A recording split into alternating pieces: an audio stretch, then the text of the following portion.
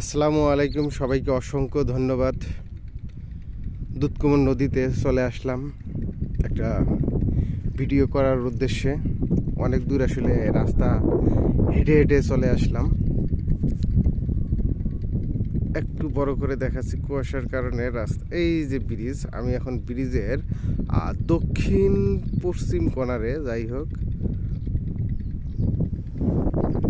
Total এলাকাটা আসলে নদী তো নাই, নদী তো যেমন তেমন চর দিয়ে আসলে এলাকাটা ফিল আপ হয়ে গেছে। নদীর ভিতরে এই যে মানুষেরা ফসল অলরেডি রোপণ করেছে, বিশেষ করে ভুট্টা, যে কালো কালো দেখা যাচ্ছে এইগুলো আসলে মূলত ভুট্টা। যাই হোক, নদীর এদিকে তেমনটা স্রোত নেই, স্রোতের মাঝেও এই যে খাড়গুলো জমেছে। পুরা সাইডটা আসলে চর দিয়েই পরিপূর্ণ, চর অঞ্চল। এই জায়গাগুলোতে অবশ্য হয়তো মাছ আছে, কিন্তু যেহেতু শীতের দিন, বাতাসও বইতেছে ঠান্ডা এবং কুয়াশাও পড়া আছে, এই সুবাদে নামা সম্ভব না।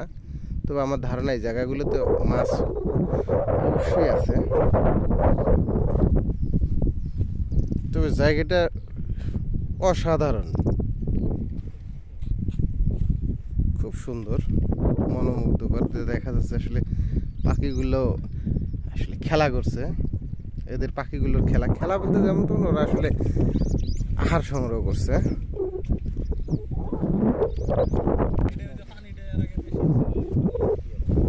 টোটালটাই অসাধারণ।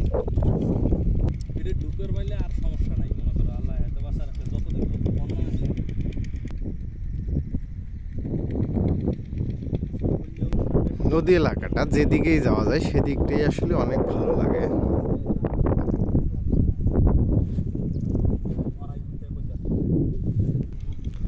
এই জায়গাগুলোতে যখন পানি একটু বেশি ছিল, স্রোত ছিল, এই জায়গাগুলো দিয়ে আসলে স্রোত চলে যেত। কিন্তু যেহেতু এখন পানি যে খুবই কম পরিমাণে, এই জন্য পানাগুলো আসলে কাছারেই অলরেডি জমে আছে। আসলে কে লেখছে জানি না, অসাধারণ কিছু। তার মানে আমার পূর্বে কেউ এসেছিল, অসাধারণ কিছু লেখা লিখেছে। আসলে আমি বলতে পারবো না কি লেখছে। এগুলো আমরা লেখিনি কেউ, এগুলো আসলে অটোমেটিক ভাবে লেখা পেয়ে গেলাম। কতটা সুন্দর যে দৃশ্য, আসলে মন কেড়ে নেয়ার মতো। যারা ভ্রমণ পিপাসু, ন্যাচারাল যে জিনিসগুলো দেখে, যাদের মন আকৃষ্ট করে নেয়, আমার বিশ্বাস এই জায়গাগুলো তাদের জন্য উত্তম।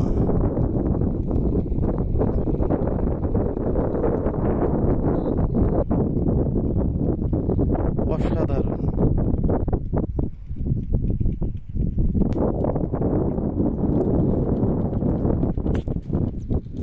তবে এই জায়গাতে আসার জন্য আমি লোকেশনটা আসলে কিভাবে আসতে হবে আমি বলে দেব ভিডিওর শেষে।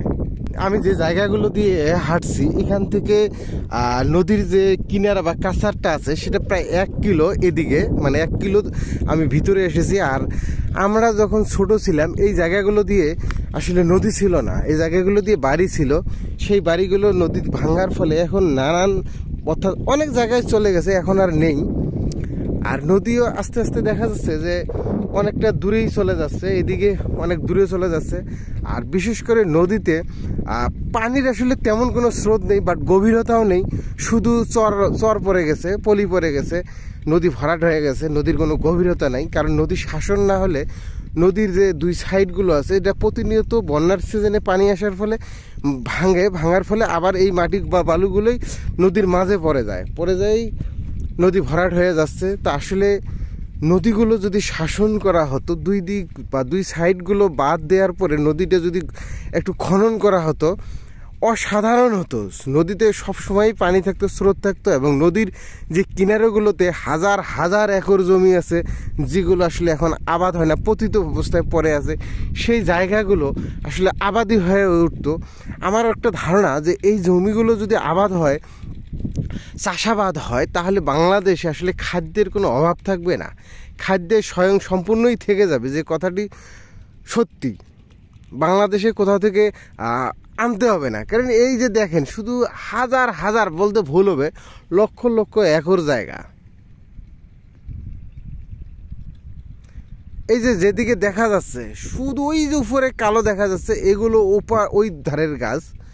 এধারে কিন্তু গাছ আছে, এধারেও যে গাছগুলো আসলে এগুলো এর আগে চর ছিল, তা নদী আস্তে আস্তে একটু আবার দূরত্বে চলে যাচ্ছে, এই কারণে এগুলো আবার মানুষের চাষাবাদ শুরু হয়েছে। কিন্তু তারপরেও এই দেখেন ব্রিজটা ক্লিয়ার দেখা যাচ্ছে না, এই যে ব্রিজ, তা আসলে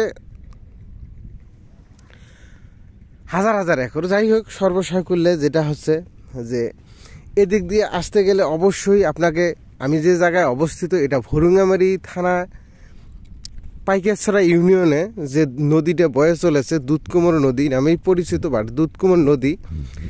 এখন এই নদীটা একটু ব্রিজের হয়তো কিছু দূর পশ্চিমে পাটেশ্বরী বাজার আছে, এই বাজার থেকে আপনাকে অবশ্যই উত্তর সাইড দিয়ে আসতে হবে, অনেক দূর হাঁটতে হবে। অনেকটা কিছু রাস্তা আছে, বাইক দিয়েও আসা যাবে, হাঁটতে হবে। হাঁটতে হাঁটতেই আসলে 1-1.5 কিলো আসার পরেই নদীটা পেয়ে যাবেন। তা অবশ্যই আসার আমন্ত্রণ রইল। ধন্যবাদ সবাইকে, ভালো থাকবেন, আমার জন্য দোয়া রাখবেন।